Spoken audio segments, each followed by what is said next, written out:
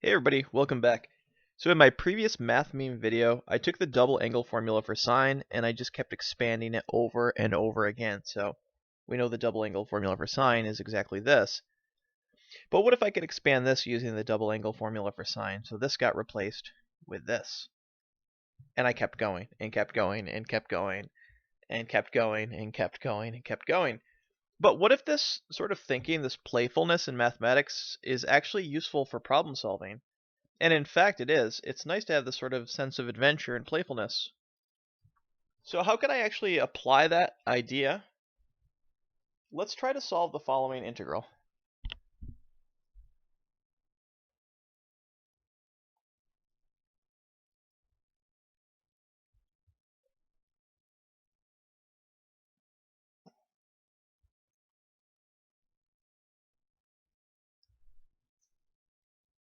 So maybe what we could do is on the side, let's think about this actually in terms of the double angle formula.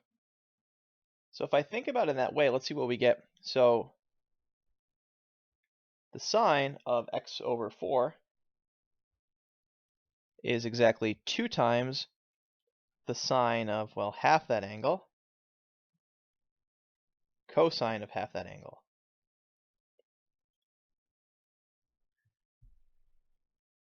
Okay, so let's try that.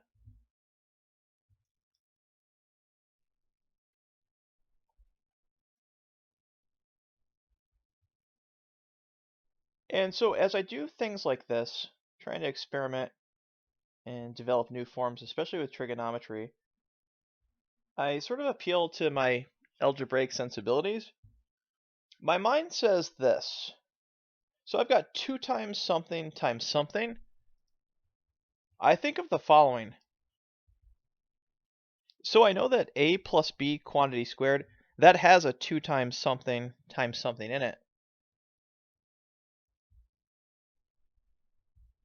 So I get exactly this. So in some sense, it's like I have this,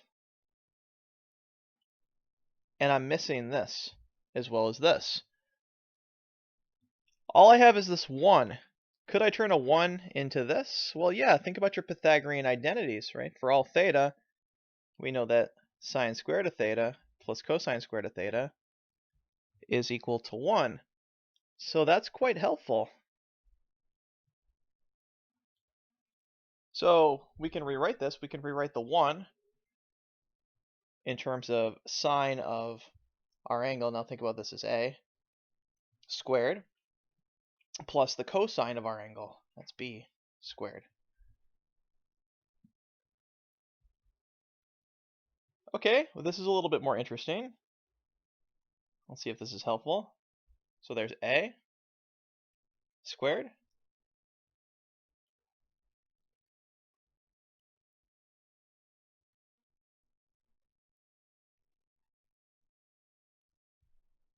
and then plus b squared, because if I have a 1 here, I need to have both of these terms. So right now I only have the sine squared of our angle. So I need cosine squared of our angle. That's going to be dx. And that seems to be really helpful because I essentially have a form like this, which I can refactor, repackage into this.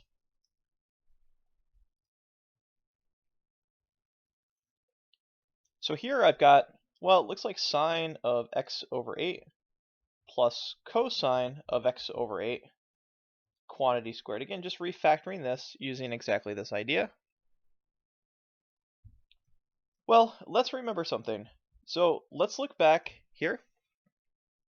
Because of this plus 1, for any x, this quantity here is non-negative. Right, at worst it's 0.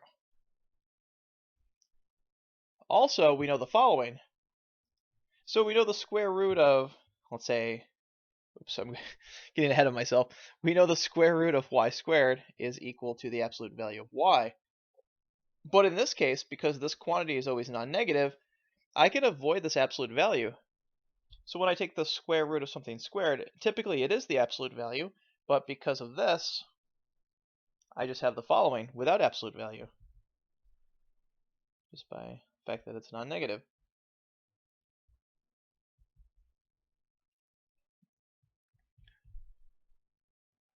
Well, that seems really nice. That's just a substitution. So we can say, okay, let's let u equal x over 8. That's the same thing as 1/8 of x. So du is 1/8 dx. So 8 times du is dx. That seems really nice. So there's 8 du to replace dx. And then here I have sine of u plus cosine of u. Okay, that doesn't seem so bad. Okay, so we can easily integrate those. Antiderivative of sine, we've got minus cosine.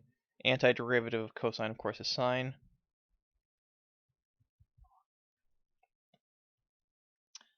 And I can write that as, well, I can write that in a bunch of ways. I can write that as sine of u minus cosine of u. That looks nice. And then we could just back substitute. Right, we said u is this. So just plug it back in.